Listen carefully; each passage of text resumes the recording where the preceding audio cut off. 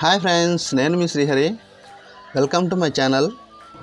కర్ణాటక నుండి వెళ్ళే భక్తాదులకు మజ్జిగ ప్యాకెట్స్ ప్రతి సంవత్సరం అయితే మేము పంచుతాము. నేను నా తోటి ఫ్రెండ్స్తో కలిసి ఇలా అయితే ప్రతి సంవత్సరం అయితే మేము చేతనైన వరకు అయితే మేము పంచుతూ ఉంటాం అన్నమాట. మజ్జిగ ప్యాకెట్స్ అనేటివి మనకు చేతనైన దాంట్లో మనం సాయం చేయడంలో మనకు చాలా తృప్తిని అయితే ఇస్తుంది అనమాట. ఇలా మజ్జిగ ప్యాకెట్స్ పంచుతుంటే మా మనసు అయితే చాలా ఆనందంగా, ఉత్సాహంగా, చాలా హ్యాపీగా అయితే ఉంటుంది అనమాట. కర్ణాటక నుంచి శ్రీశైలం దాకా వెళ్తూనే ఉంటారు వీళ్ళైతే. సుమారుగా అంటే 400-500 దాకా కిలోమీటర్స్ లాంగ్ అయితే ఉంటుంది అనుకుంటాను నేనైతే. ప్రతి సంవత్సరం అయితే వీళ్ళు ఇలానే నడుచుకుంటూ వెళ్తూనే ఉంటారు. చిన్నపిల్లలతో కానించి పెద్దవాళ్ళ వరకు, ముసలి వాళ్ళ వరకు నడుచుకుంటూనే వెళ్తుంటారు.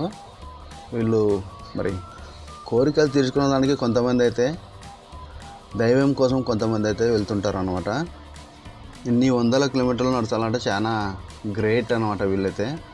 మనమైతే అసలు దూరణాల కానించి నడచాలంటేనే చాలా భయంకరంగా బాధపడేవాడిని నేనైతే. వీళ్ళ నడక ప్రయాణాన్ని చూస్తుంటే చాలా ఆనందం అయితే, మనసు అయితే తట్టుకోలేని ఆనందం అయితే వస్తుంది అనమాట నాకైతే. అలానే కొంతమంది దేవుని అలంకరణ చేసుకొని కొంతమంది అయితే మోసుకొని వెళ్తుంటారు. అలానే కట్టెలు కట్టుకొని కాళ్ళకైతే వెళ్తుంటారు అనమాట. ఒక్కొక్కరిది ఒక్కొక్క రకమైన భక్తి అనమాట వీళ్ళది. వీళ్ళంత భక్తిని నేనైతే ఎక్కడ చూడలేదనమాట.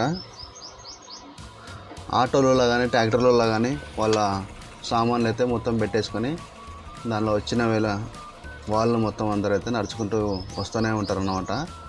ఎక్కడి టైం అయినప్పుడు దగ్గరికి వాళ్ళకి ఫుడ్ దొరికినప్పుడు వాళ్ళైతే చేసుకొని అయితే తిని కొనసాగిస్తుంటారు వాళ్ళ ప్రయాణాన్ని.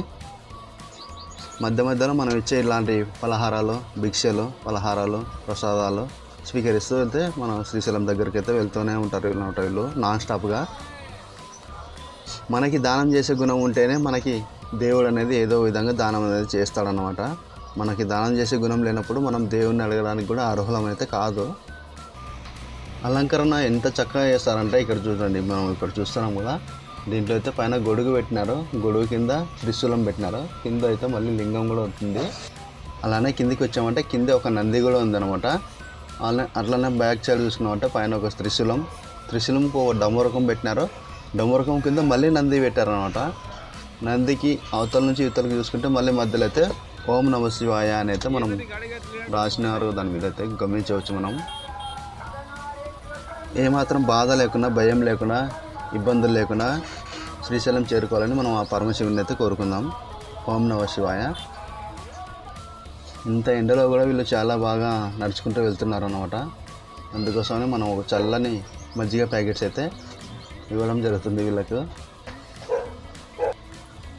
ఈ ప్రజలు, కర్ణాటక ప్రజలు శ్రీశైలంకి ఎప్పుడైతే నరకదారి పడుతుంటారో అప్పటి నుంచి మాకైతే మజ్జిగ ప్యాకెట్స్ ఎప్పుడెప్పుడు వాళ్ళకి అందించాలా అనేది అయితే మేము చాలా సంతోషంగా ఉంటాం అన్నమాట. ప్లీజ్ షేర్ అండ్ సబ్స్క్రైబ్ అయితే చేసుకోండి ఫ్రెండ్స్.